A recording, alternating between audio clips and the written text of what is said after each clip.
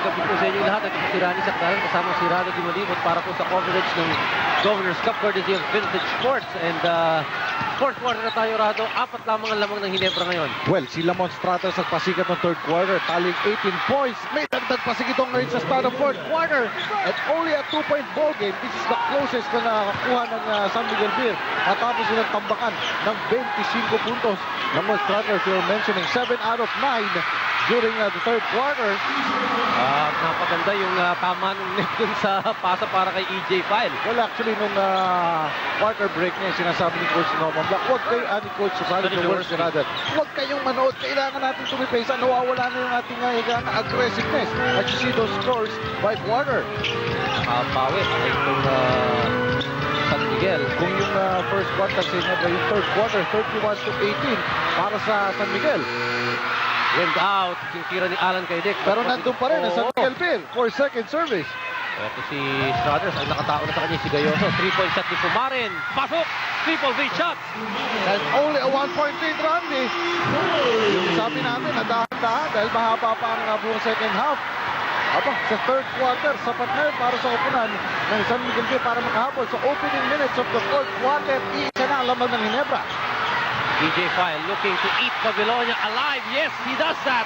Well, specifically, nung quarter break na yun, si EJ File ang ginigising ni Coach Sonny Jaworski. At ito, nag-deliver na. Mukhang yung mensahe ni Coach Sonny Jaworski comes through dito kay EJ File. Bugulin ni Harencio. Kay Dick against Cofield. Tignan natin ang magagawa ni Cofield kay Dick. Naagawan si kay Dick. Courtesy of the double team. Here is JV Gayoso. Gayoso blocked by Ives Dignadice. Tingnan mo si Coach Sonny Jaworski. Hindi sinasabi mong mainit ang ulo niya. Dito, papawiin ni Gayoso. Ayaw! Almost, but not quite. Waters. Tignan natin ang strut ka. Punta kay Dick for the three. Boomerang! At what a way for Alan Kaydik to explode from the three-point area. Tying the ball game. 77-77 sa ating deadlock. Yan pala ang ating pangalawa, Randy. At dumikit na. Mahaba pa po ang oras. 9 minutes and 40 sa ating ball game. EJ File. Ito. Si Coach Sonny Jaworski knows na he cannot afford those mistakes. And missed free throw. Pero andun, nasundutan. Dignadice for San Miguel. Yes. Wisely, itong si Ives Dignadice, hindi niya pinilit. Kahit nakukuna siya, alam niya, hindi siya ganun kabilis pagtapos ng fast break. Hihintay niya yung mga mamang maaari makapamuno sa pagtapos ng kanilang opensa. Brothers. Lamang-lamang ng 1 point ang Ginebra. Nawala yung bola sa kamay niya. Turnover. Well, ito'y miminsan lamang para kay Lamont Stratas. At he is taking responsibility for that. Hindi niya sinisi yung kanyang mga kampe o yung depensa ng Ginebra San Miguel. Alam niya, siya yung nagkamali. Inamin niya. So, hindi pa na-apektuhan yung kanilang composure. Babalik na lang sila sa depensa. Tignan niyo naman ang diferensya kanina sa third quarter. Kaya naman po nakabalik sa laro. Itong San Miguel. After trailing as many as 25 points. The tap going to Cofield. The three of Cofield. Wala pa rin. Tapi ka ng bola. There's EJ File for the cutback. May foul pa, Randy. Alan Kaydik ang tatawagan. EJ File now with 7 points. All scored in the third quarter after being held scoreless during the first 3 quarters. Dito po sa fourth, ibinuhos. May pang 8 puntos pa. Ang lamang ng Ginebra. Kahit 4, kilig na po yan dito sa fourth quarter. Well, kung 25 kanina, napawi na quarter ngayon, 8 minutes and 50 ang haba pang basketball nito. Ito. Now, Franklin taking over the point number 1 para, position number 1 para sa San Miguel. Lamont Runners. Shooter bounce para kay Lamont. Kita mo, ang hirap na ng angulo na yan. Dito sa may left side ng kanilang court, medyo malalim na yun. Halos nasa tagiliran ng ring. Ano nagawa pa rin yung sa fadeaway? Brothers, mahirap ang tira. Parang putol-putol naman yung banda. Well, nakalimutan si Cofield doon sa play na yun. Solong-solo ba? Bakit nga naman ang hindi? Sabi ni Fred Cofield, yung kanyang paboarding. Pasok ang kanyang 2 puntos. May 19 na puntos. Itong si Fred Cofield. Brothers, sa loob. Teka, nagipit. Change of personnel dito sa fourth quarter. Cofield sitting down rather in favor of Baldavid. Well, ang naisip ni Coach Sonny Jaworski, ika nga, physical na ang laro dito. Depensahan na. Kailangan sa bawat kupunan dito at somehow nagiging liability sa depensa. Etong si Fred Coffin. Kaya ipapasok na itong si Baldavid. Two-pronged ang kanyang naiisip. Bibilis ang kanilang laro. Mas magiging aktibo pa ang kanilang depensa sa kakulitan ng depensa ni Baldavid. Locsin against Struthers. Illegal D on San Miguel. 7 minutes and 55 dito sa fourth quarter. EJ File against Babylonia. Spinning short. And another chance for San Miguel. And again, ipinaramdam na naman ng San Miguel Beer yung kanilang depensa doon kay EJ File. Ang Ginebra, kailangan sila naman magparamdam. At itong si Guido Babylonia, mamalaki rin. 8 points para kay Guido. The first is in for Babylonia. Dito sa ating second game, best of 5 series lamang ito. Kung mananalo ang San Miguel Beer dito, 1 game away from the finals. At ang Ginebra, ayaw ng Ginebra mangyari yan. Ngayon, Rado, tabla na naman 83 all. Pangatlo pa lamang yan. What a ball game we've seen so far. Ginebra versus San Miguel. Well, sa history ng Ginebra sa taon na ito, laging isang step sila away from finals. Hindi nila nakukuha. Ito yung 1 step away from the finals din, Randy. In season, siya naman ang pupunta sa free throw line. Pagkakataon naman ng San Miguel, sila naman ang mag-huddle ngayon. Yes. Dizon. Ayaw pa lamangin talagang San Miguel dito sa fourth quarter. Well, 1 point lang ang lamang ngayon ng Ginebra. Dizon is somehow missing dito sa laro na ito. Pumutok siya nung pasamandali ng ating first half of play. Pero dito ay manaka-naka na lamang. Although he has 15 points. Nagulo niya napaupo at yung siko niya tumatama. Yung siko ni File tumatama sa baba ni Babylonia. Aquino, double team. Sinundutan ni Franklin sa may baseline. Ayun ko yung bola kay Marlo Aquino. Ikot ang bola. Locsin. Kumross over. Foul. Ito itong sinuri Locsin, Rado. 4 points at hindi, parang ambon yung puntos itong sinuri Locsin and not really a factor in the series. Well, somehow itong si Noli Locsin, tinitingnan niya yung kanyang kupunan. Kanina may umi-score, hinahayaan nilang umi-score si Pido at saka itong si Marlo Aquino. Ang gustong pasakan itong si Noli, yung mga hindi nakikita sa depensa o kaya kapag paiyakan niya yung puntos at ngayon yung tamang panahon para sa kanya, para umarangkada dito. Wala nang mapili ang kanyang kupunan at tatatlo na ang kanilang kalamangan. So sa hapitan, kailangan ng umarangkada dito si Noli. Lamont Runners, bumangga minsan, umikot at nagka-foul na naman.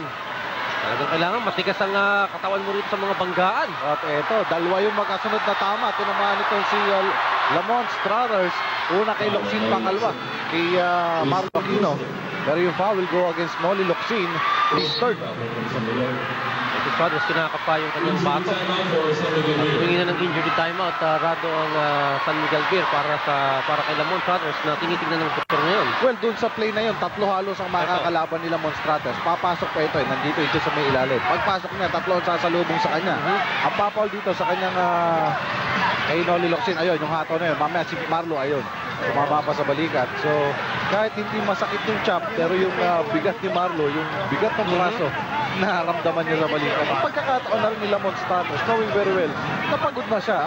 Ito yung mga pagkakataon na tinamaan ako ng konti. Bakit hindi ako magpapahinga? Tutubo naman, Ito, sa ibang angulo naman natin tignan yung tama kay Lamont Struthers. There's the foul. Doon pa lang. Tapos si Mario Aquino na kinukuha naman yung kanyang balance, umagdak din dito kay Lamont Struthers. Pero mamang ito hindi naman napapagod daw. Hindi naman ako naniniwala na napapagod din. 45 points na ginagawa ni Lamont Struthers. He made 41 during the first game. So lampas-lampas na ito. Pero they're still down by 6 points, by 3 points rather, dahil wala siyang nakukuhang compliment mula sa locals. Back to Struthers. 15-2 para sa San Miguel. Si Asaytono hinanap against Marlo Aquino. Sinubuan, wala. Ang tira niya. Asaytono, isa pa, lamog sa loob. At nagkahatakan, baksak si Asaytono Babylonia. Ito si Baldavid. Bigay kay Noli Locsin. Locsin. Sila ni Franklin, nagkakadikita na. Natawa si Noli Locsin. Alam niya, inakap siya nito si Franklin. Pero ordinary foul lang binigay. Kiniklaim ng mga taga-Ginebra na deliberate foul lang. Tingnan natin yan. Aakapan na Ayun, Hindi na niya patitirahin talaga At nangiti na lamang si Noli Locsin. Alam naman niya yung gusto ni Franklin matigil. Hindi alam niya hindi siya gustong saktan nun Pero yung gano'ng actuation, that could have merited ang deliberate foul. Iba na talaga yung umiinit na yung action dito. Banggaan na po ng katawan dito sa fourth quarter. 6 minutes and 18 seconds. Lamang ang Ginebra ng tatlo. Baldavid. Lampas ang kanyang target, pero nakuha niyang pabalik ang bola para sa Ginebra San Miguel. Noli Locsin, siya naman ang susubok. Binomba yung tira, wala. Agawan pa rin. Kanina pumunta kay Jim Season. Magre-reset ang Ginebra San Miguel.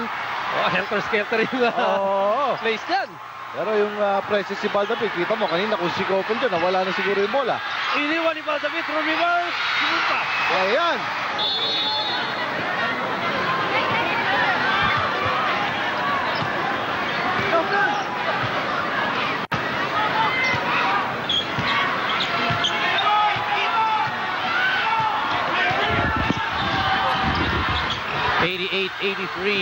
No longer that. Frankie Lim, booming triple B shot. Coming from a timeout, ang laking bagay nito. Biglang tumahimik yung pansang Ginebra San Miguel. At ganito, with 5 minutes and 23 seconds remaining sa ball game, settled na ang ating laro. Ika nga, ayan medyo kung sino ang kukurap dito, siya ang bibigay. The pass lost. Here is Struthers para sa San Miguel. Struthers, kumambyo. Yung pasa niya, tumama kanino? Tumama sa isang taga Ginebra, so mananatili ang bola sa San Miguel Beer. At kita niyo yung value ng game. The level of this ball game rising several notches higher. Struthers over Hizon. Yes! 88. Kanina, 77 all yan. Ngayon, 88 all naman. Pang-apat na deadlock na natin mga kaibigan. 4 minutes and 50 dito sa ating ball game. It's getting close. 4 minutes, 45 seconds sa fourth quarter. Tablang score. Aquino fouled. Triple team si Aquino. Hizon. Cofield. Stretch. Tira niya. Wala. At ang galing ng boxing out tactic ng San Miguel Beer. Tatlo yung nandun na taga Ginebra pero lahat na box out nila. 88 all. The first time that San Miguel Beer led was at 4-3. Kanina pa yun sa first quarter. Tignan natin. Gumagawa. Illegal D ang naitawag kontra sa Ginebra. At itong mama pa rin ito ang magbibigay sa kanila. Mukhang crowning glory niya. At least dito, 4 minutes and 13. Nakuha nga. Ito si Struthers. He's up against a pressure. Brett Cofield. Frankie Lim from 3-point country. Masyado matulis yung tira niya. Cofield. To Aquino. Toss. San Miguel with the ball. Lamang sila ng 1 point. 89-88. At Randy, yung hustle ni Frankie Lim, hindi niya tinantana. Ito si Marlo Aquino kahit mas malaki sa kanya. Talagang hindi niya pinayagan ganun-ganun na lang makakuha yung bola. Here's the give and go for Nelson the ball. Asay Tono. At tanging si Lamon Stratas at si Asay Tono again carrying the scoring grunt para sa koponan ng San Miguel Beer. The rest would call it supporting roles para sa locals ng San Miguel. EJ File, nasa labas, tignan natin. 4 seconds to shoot para sa Ginebra. Hizon, palpal ni Struthers to prevent the alley-oop or the quick turn. EJ File, yes! Oo! Yun ang pinakaayaw mangyari ni Coach Norman Black. Yun ang nangyari para sa Ginebra San Miguel. EJ File using his long arms para itutok na lang yung kanyang paboarding. Talaga itong Ginebra magaling sa mga naka-one-play sa may baseline. Well, because of the Twin Towers playing for Ginebra. Struthers, bigay kay Babylonia, tira ni Ginto, pasok! At ito, ang binabanggit natin, paghawa ni Lamont Struthers, 12 puntos para kay Gito Babylonia, 6 dito sa fourth quarter. And so many San Miguel Beer players scoring dito sa fourth quarter. So it's not just the Lamont Struthers show offensively for San Miguel. Ginebra trailing by 3. Cofield. Tira niya. Pasok. Wow, okay yun ha. At ang ganda ng takbo ni Fred Gomez. Pero kailangan nilang bumalik sa depensa. Mukhang nagiging question dito, Randy.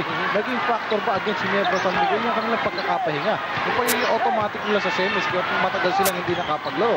Samantalang ang San Miguel, pahirapan ito. At yung labanan nila ng Pure Foods, umabot pa sa 2 laban. May sundot. Hindi na ako ni Frankie Lim. 6 seconds to shoot for San Miguel. Struthers from 3-point country. Yes! Pasok pa! Ang sakit doon! Galit na galit si Coach Sandy Jaworski in an instant. Iniwanan nila ito sila Mons Tremors. Last 2 minutes brought to you by Panduay Gold, the premium run.